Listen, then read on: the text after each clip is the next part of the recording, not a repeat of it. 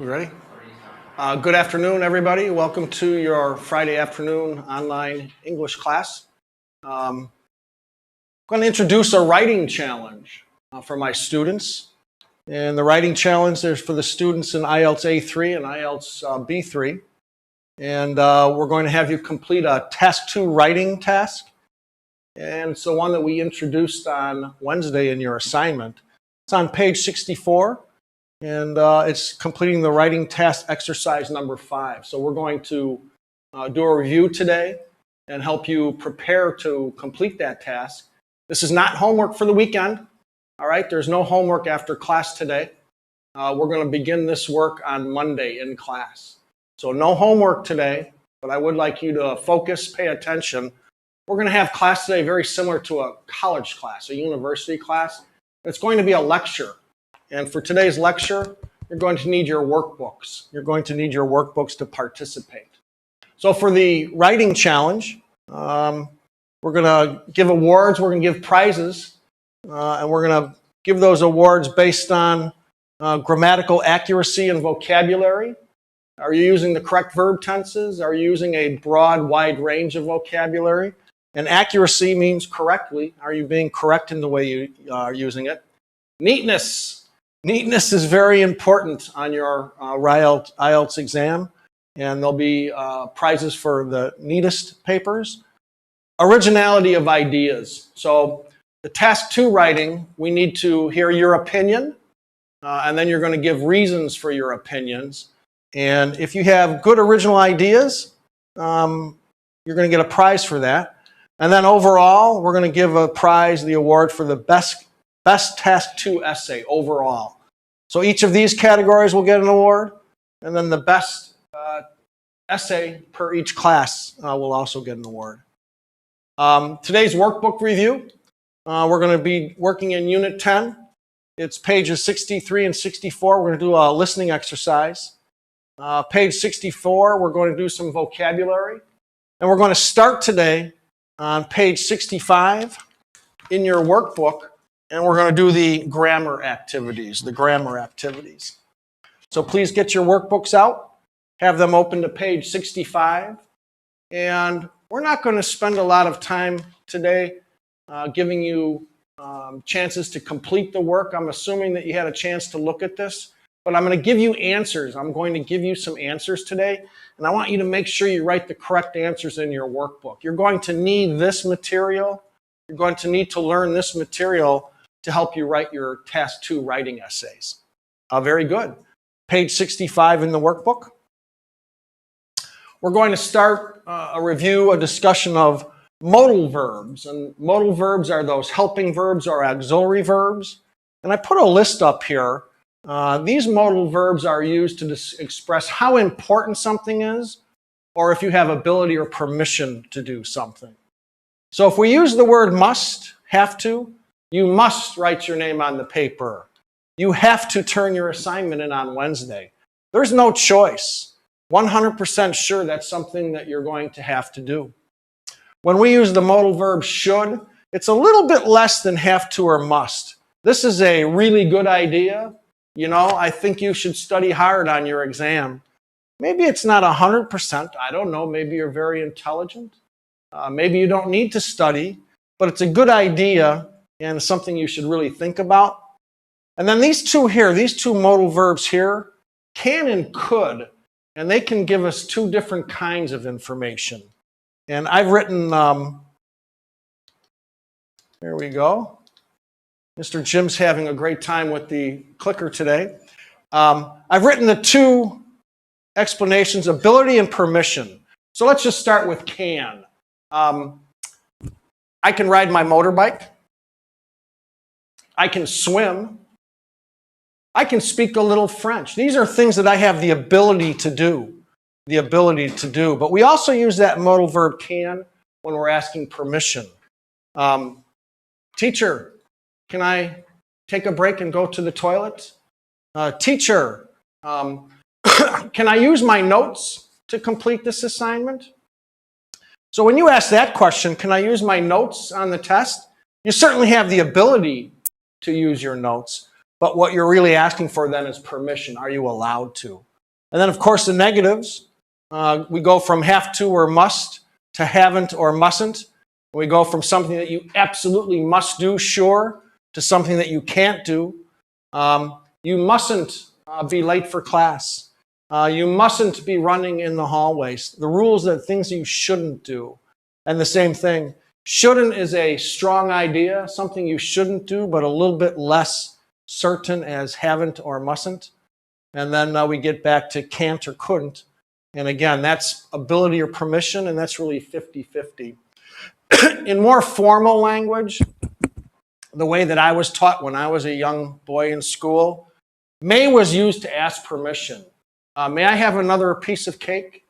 May I go to the toilet? Only for asking permission.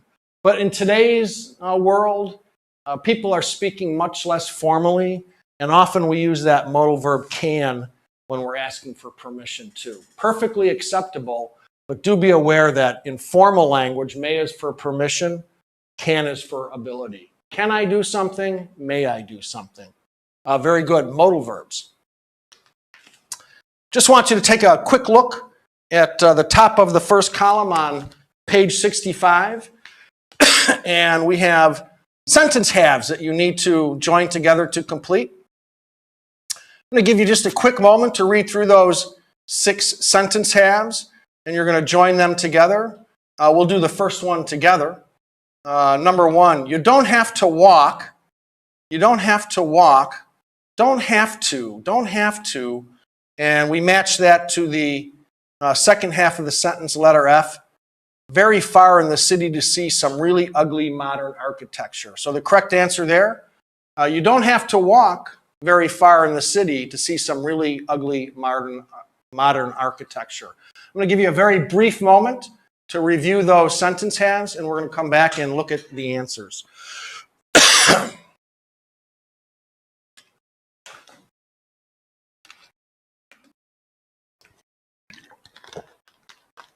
Very good. Excuse me. Modal verbs. Modal verbs are telling people how serious we are about things. Must, 100%. Should, maybe 90%. Can, could, 50%. Your decision. Teacher, can I use my notes on the exam? Sure, you can use your notes, but you don't have to. It's not something that you must do. You're more likely to hear, you mustn't use your notes. You can't use your notes. I couldn't use my notes. Okay, so very good. Let's take a look at the sentence halves on page 65. Number 1, we already reviewed. You don't have to walk very far in the city to see some really ugly modern architecture. You don't have to, but in this case, you could. You don't have to walk very far, but you could. Number 2, you have to make an effort if you want to find somewhere to live in the city. Number 3, I can't afford to live here because house prices are so expensive. I can't afford to, something I can't do, something I don't have the ability to do. And this word here we're going to highlight today too, afford. Afford is a word that we always use when we're talking about money, if we have enough money. We might say I can't afford to spend the time, but afford means that I have the means, I have the money, or I have the time to do something. We almost always use afford with money. Sometimes we'll also use the verb tense affordable. Number 4, can I make changes to my house without permission from the local council? Council is another word, a synonym for government. Often in England, they talk about the city government as the city council. But look here, the modal verb can I make changes? And we're asking permission. Maybe the man's a carpenter, he has all the tools, and he has the ability to rebuild his house, but he needs that permission first. So there's a use of the modal verb for permission, the modal verb can. Number 5, you can find lots of interesting books on architecture in the library. And number 6, do we have to pay a deposit when we rent an apartment? And this word deposit is money that we pay in advance of a service. and some places that we often need to make a deposit when we book hotel rooms. Usually when we book a restaurant, we don't have to make a deposit. But when I rent a house or rent an apartment, I have to pay a deposit. And often when we're traveling, we have to make a deposit on the hotels or accommodations. Very good. Second exercise, second activity, number 2, very quickly. We want you to practice using these modal verbs, and we'll do the first one together. And if you look in the parentheses, you can see what sort of meaning or intent we want you to convey, express. So using the words in the gray word box, we're going to complete these sentences here. We want to go through and understand what each of these modal verbs are expressing, what they're telling us. Number 1, I should start looking for somewhere to live as soon as possible. Here, should, it's a really good idea or it's important. Yeah. We didn't say you must or you have to, but it's a good idea. It's very important. 90% certainty there. Number 2, I don't have to hand in my essay on town planning until Friday. And in the parentheses, the meaning of that expression, it's not necessary. I don't have to, it's not necessary. Maybe I could. Maybe I could turn in my essay early if I talk to the teacher, but I don't have to. Number 3, I can come round to your place now if you like. Ability, I can. If we were going to ask permission there, can I come around to your place this afternoon? Yeah. So if I'm asking the question, can I? That's asking for permission, but I can? Yeah, that's ability. Number 4, there's so much crime in the area that I have to or must keep my doors locked at all time. Must or have to mean the same thing. Must is a bit more formal. Have to is more the informal conversational language. Both are perfectly acceptable. But again, must, a little bit more formal. But think about these two different modal verbs of expressing this idea when we talk about a little bit of variety in your writing. So we don't want to keep repeating the same things over. So here's something to have to try to remember. Must and have to mean the same thing. Mustn't and haven't also mean the same thing. Good way to mix up your language. Number 5, the council has told me that I can't or mustn't make any changes to the front of my house without permission. Again, can't and mustn't, not allowed to. Again, talking about permission. I might have the tools, I might have the workers all ready to do it, but I don't have the permission. Number 6, when I looked out the window, the only thing I could see was miles and miles of identical housing. Again, ability, able to, ability, able to, and number 7. And these 3 words here express possibilities. Something that I could do, something that might happen, but at the time we're talking about it, we're not sure. So let's look at the example sentence. I might, I may, I could look for somewhere new to live next year. It's possible now or in the future, but I'm not sure if I'll do it. Might, may, and could, possibilities, but no certainty. Number 8, I can't understand why so many people dislike modern architecture. Can't, not able to, no ability. Not able to, no ability, inability. Number 9, I couldn't call you because I was too busy. Couldn't because I was too busy means I wasn't able to. This actually is more of a priority. I couldn't fit if my boss or teacher says, where's your homework? Where's your report? Oh, I'm sorry. I couldn't do that yesterday. My wife became very sick. Yeah, so I had to take care of my wife. And then number 10, last week I had to give a talk on the architect Le Corbusier. Had to, necessary, something that was an absolute must, a certainty.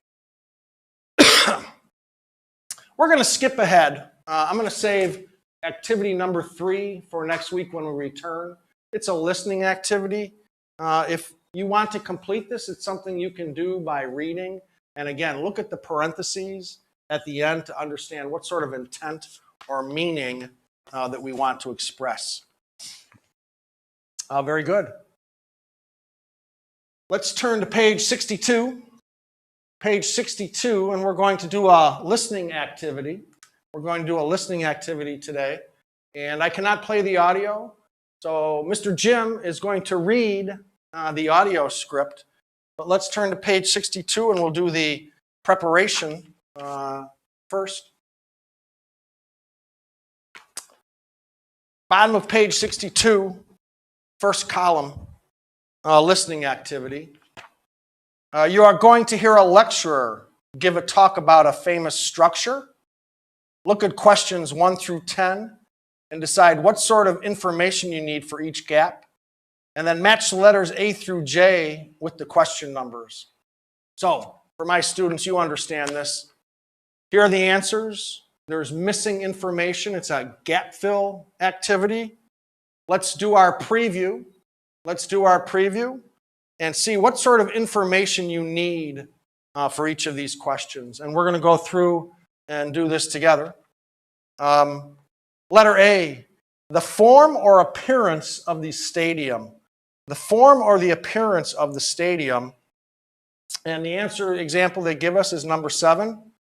The stadium is known as the bird's nest because of its, and what it looks like. The form or appearance of the stadium. You can see this is a very modern design. This is a picture of the Beijing Olympic Stadium. Same picture here, but the color photo lets you see the highlights a little bit better. Letter B, a structural part or section of the stadium. Look at number 3. Uses 110,000 tons of steel in its horizontal, blank, and vertical columns.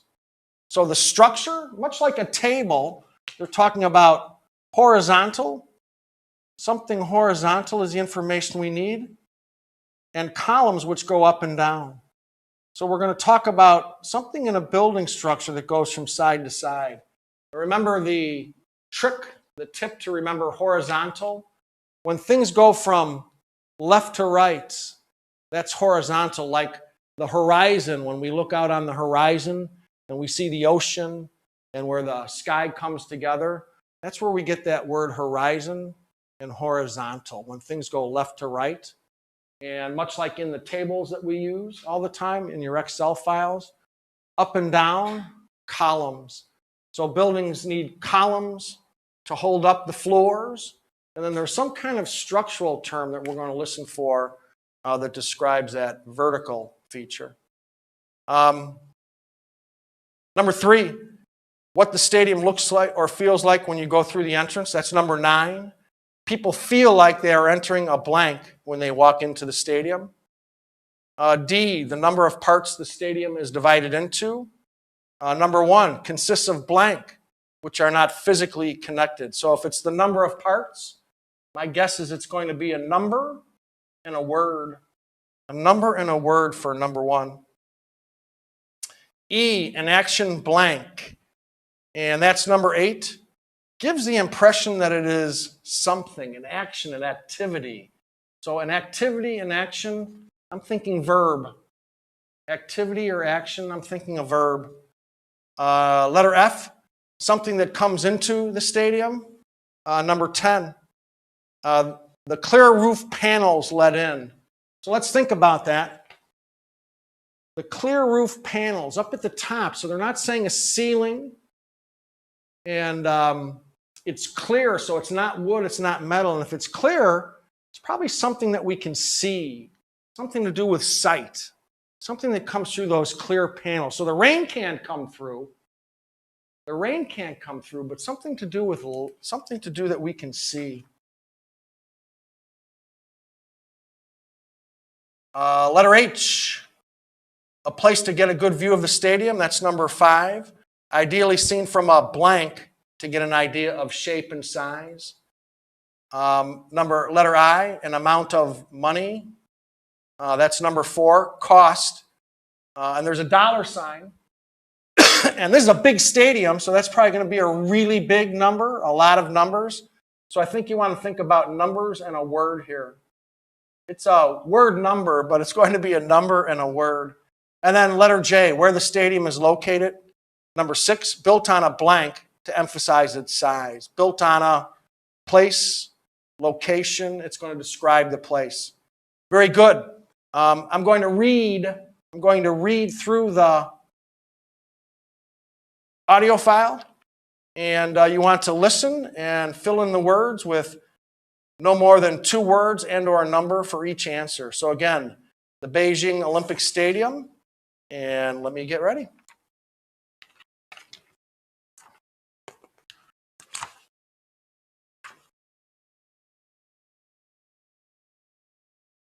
Okay.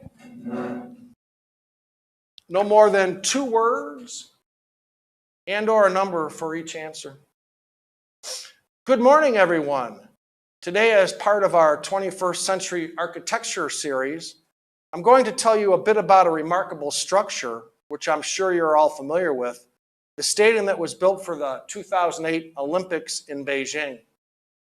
Okay, let's start with a few background details. The stadium was designed by Herzog and de Meuron, a firm of architects from Switzerland. They studied Chinese ceramics, plates, cups, bowls, to get inspiration. The stadium is actually 2 structures which are completely separate from each other. In the middle, there's the seating area, which was originally designed for 100,000 spectators, but this had to be reduced to 90,000. Around this area is the frame, which is made of 110,000 tons of steel in horizontal beams and vertical columns. The architects wanted the roof to open and close, but they changed it because it could have been dangerous if there was an earthquake. The big advantage of changing it was that it reduced the cost by several $million, although the building still came to an incredible $423 million. So what makes this stadium such an amazing building? Let's start with the general impression it creates. For this, the best place to look at it is from a distance. Why from a distance? Well, that's where you'll really get an impression of what it looks like and how big it is. You'll also notice how it really stands out in its surroundings. This is not just because of its size, and it's big, but also because it stands on a low hill, which helps make it higher than any other buildings in the area. Then there's its unusual shape, which has helped to give it its nickname of the bird's nest. The unusual shape of the stadium also does something else. You see, if you stare at it for long enough, you also get the impression that the structure isn't standing still, that it's moving in different directions, almost like it's a living, breathing creature. This is especially true at night when the stadium is lit up from inside with lights that continually change color. In the stadium, everything changes. There are visitor entrances all around the outside, and as you enter, you get the impression that you're walking into a forest. And not just any forest, but something magical from a children's story. As you cross towards the spectator area, colored lights come through clear roof panels, creating strange pools of light and shadow. Now you're no longer in a forest, but on a set that's been built for a fantasy film. It really is a remarkable experience. And it's only once you're inside the spectator area that you finally realize you're in a sports stadium. Very good. So let's check our answers.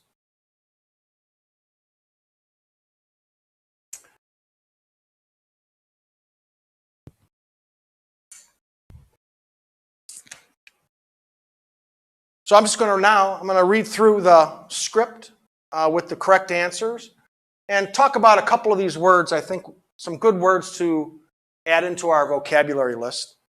Number 1, consists of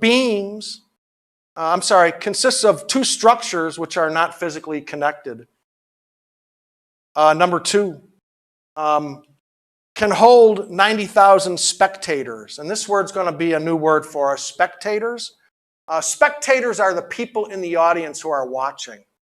So when I go to the stadium to watch a football match, I'm there in the audience. I'm also a spectator. So think about these two words. Spectators that's a countable noun. One spectator, two spectators, three spectators. But the audience is uncountable. Big audience, small audience, loud audience. But we don't say one audience is two audiences. Number 3, uses 110,000 tons of steel in its horizontal beams and vertical columns. Cost, number 4, $423 million. General impressions, ideally seen from a distance to get an idea of shape and size. Number 6, built on a low hill to emphasize its size. Number 7, the stadium is known as the Bird's Nest because of its unusual shape. Number 8, gives the impression that it is moving. Yeah, this architecture, they say, especially at night with all the lights, and it's not in a regular grid pattern, and with the water down here and the reflections, it almost looks like it's moving. Inside, people feel like they're entering a forest. You could also include the adjective magical when they walk into the stadium. And then the clear roof panels let in the colored lights. And again, we're going to move through this a little bit more quickly now. But I just want to look at some of these words here. Beams. Think of a building. Buildings have floors, the horizontal direction. Floors, beams. Beams build in a building, hold up the floors. And the columns go up and down. Moving. Always talking about movement. Another important word, distance. Distance is the amount of distance we have to travel between two things. How far? When we answer the question how far, we're giving the answer distance. A new word, I think, today, let's put this on our vocabulary list. Spectator, singular. Spectators, plural. These are the people that are at a sporting event. Maybe they are at the movies. People that are there to watch. The football players are there to play the game. They're not spectators. They're part of the activity. But the spectators go to watch. We often spend money on our tickets when we do that. Structures. This noun here, a countable noun, I think for here, we're using the word structure just like we would use the word building. A structure is a building. Next week, this is not your homework. Remember, there's no homework this weekend. We're going to complete the vocabulary exercises, and you'll see that activity 1, you're working with synonyms. So you have words in highlight here. I'll give you one example. The first one, the new block of flats. I think we all know that flats is the English word for apartments. We usually say apartments in Vietnam and America. English people often say flats. But you want to match the synonyms in the word search to the words in the bold there. Very good. Moving along. Here is your writing challenge question. It is on page 64. It's activity number 5. Page 64, activity number 5. And let's do we have about 10 minutes to do a preparation here.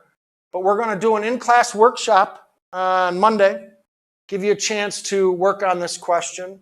And then Wednesday, it's a challenge, so even that's not homework.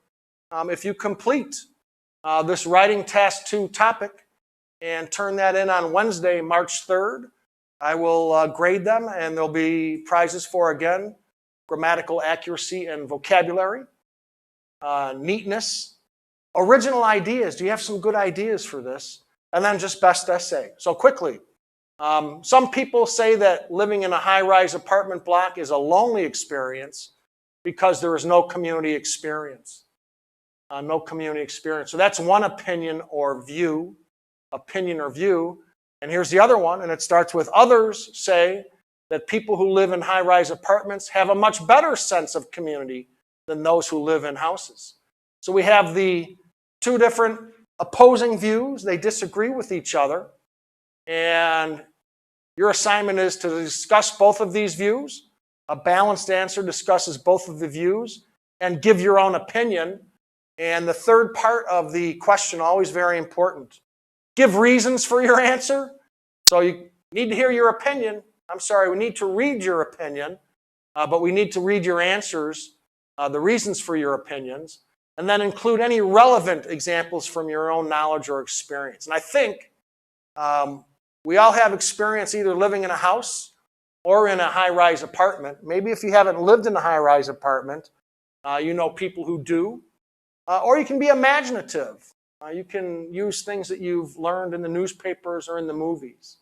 So, first thing we do in writing task 2, take a minute. Think about this question. Some people say that living in a high-rise apartment block is a lonely experience because there's no community experience.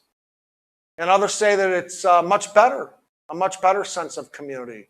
So we need you to write an opinion to start the preparation. We can change this later on. If, as you do your task 2 writing assignment, you get to the end and you see that your original opinion is a little bit different, you can change that.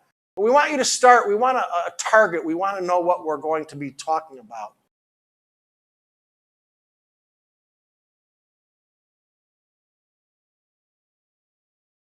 So, we recommend to you that in your outlining that you actually write down your opinion the first thing. And I have one here. And when we're expressing opinions, personal views, we want to use some of this language more. Adverbs such as personally or probably. So instead of saying, driving a motorbike in Vietnam is really dangerous, we might say, personally, I found that driving in a motorbike in Vietnam is a little bit dangerous. So that's now we know it's my opinion. It's not a fact, it's not a pure fact, or probably. We also want to use some modal verbs like can or might or could. It might be dangerous to drive a motorbike in Vietnam. I'm not saying it's a fact. I'm using that modal verb to show it's my opinion. These are really good. Use these 2 phrases, in my opinion or in my view. View is a synonym for opinion. 2 opposing views, kind of like 2 people looking at the same thing, but from different places. I think one thing because my view is from here, and you think something else because your view, what you're seeing, is different from where you're at. And then also good language to express an opinion. Verbs such as appear to be or seem to be. Yeah, it appears that driving a motorbike in Vietnam is kind of dangerous. You know, I watch the news and I often see the pictures of the accidents. I drive a motorbike myself and it can be exciting, yeah. But again, we take it from being a fact, it is, to show that we're expressing a view, personal view. So here's my opinion statement as I prepare to complete this answer. In my opinion, I'm not saying it's a fact. You might not agree with it. But I really like this a lot. The only thing I might change here, in my view, a little bit more formal, perhaps, but in my opinion, I think that's a really good way to state your opinion. High-rise living can be just as rewarding socially as living in a house. So I've expressed the opinion that was asked for. But look at here, too. High-rise living is just as rewarding? No. I changed that to show that this is just my idea. It can be, because maybe it can't be. It depends upon the people. So again, when we're going to write an answer out for this, we want to have a good balance. So there's our opinion. Now we have to come up with ideas. And the 2 opinions or the 2 views,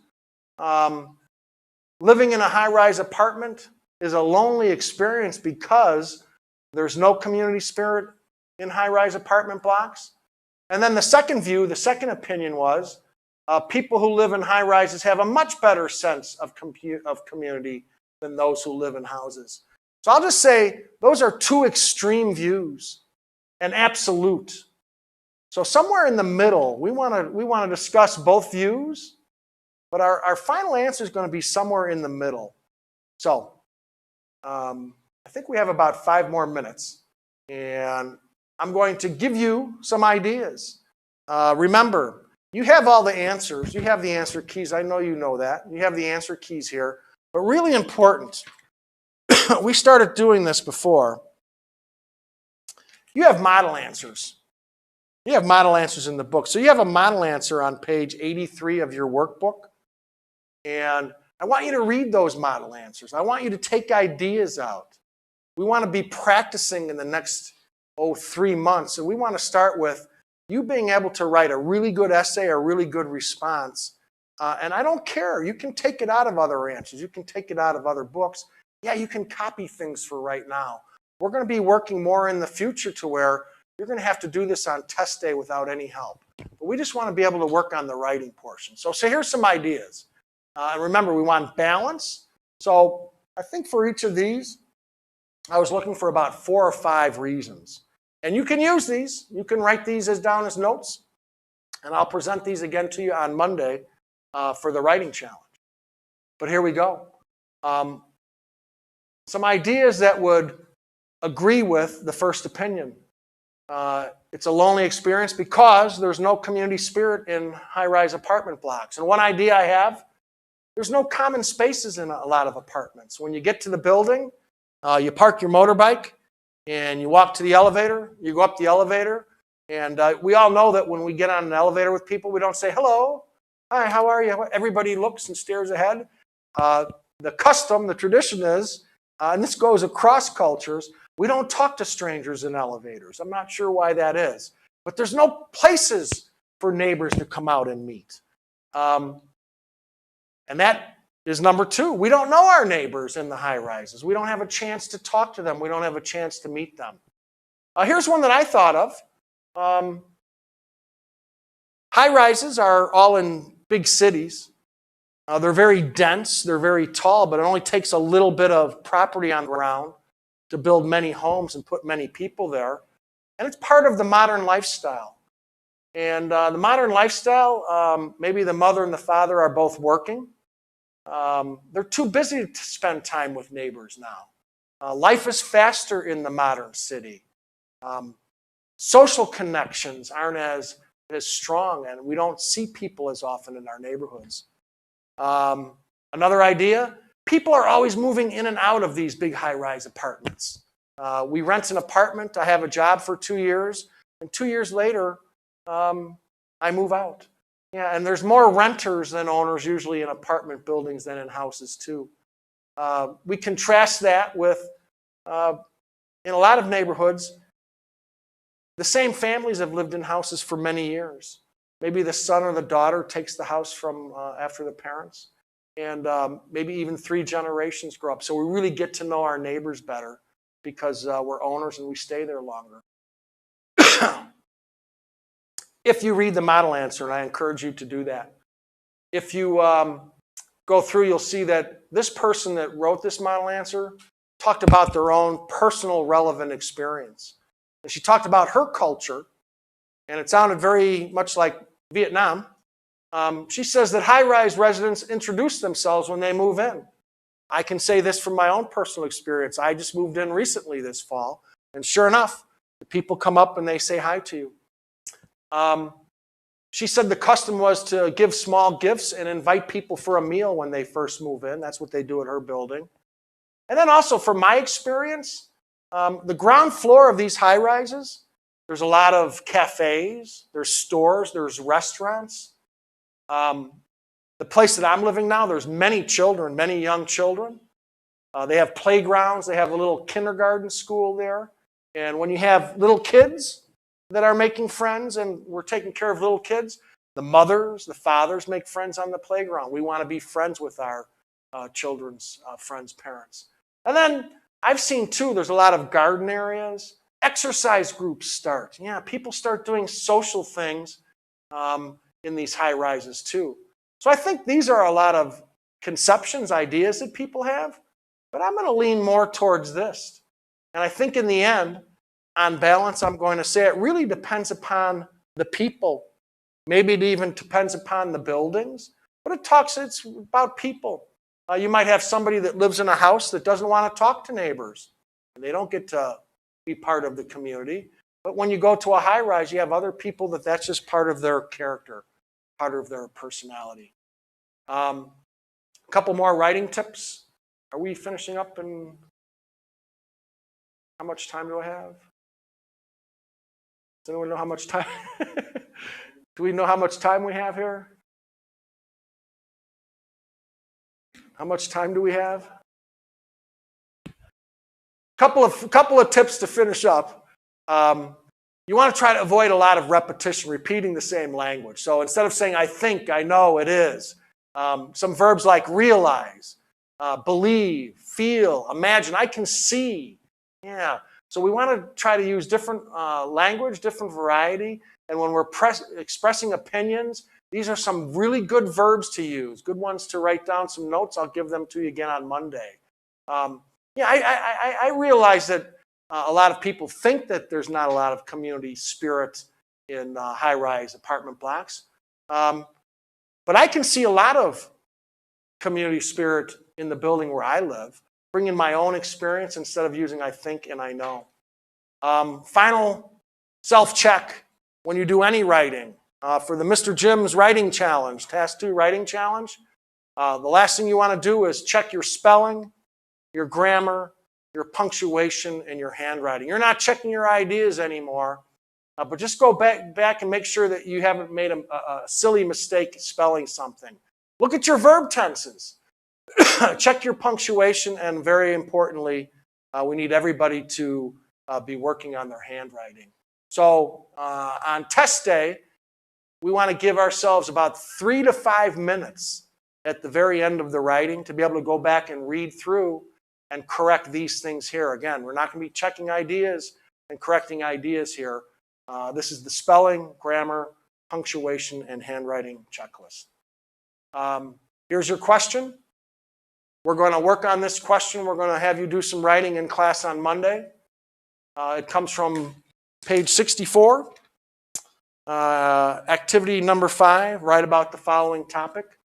And this is going to be the writing challenge for Wednesday. So we're going to give you a chance to do some writing on Monday. You can ask as many questions as you want. And I have to say I'm very excited that we'll be returning to class. And I think that's something everybody's looking forward to. So enjoy your weekend. Safe travel back to school. And I'm real happy to say, see you on Monday. Take care.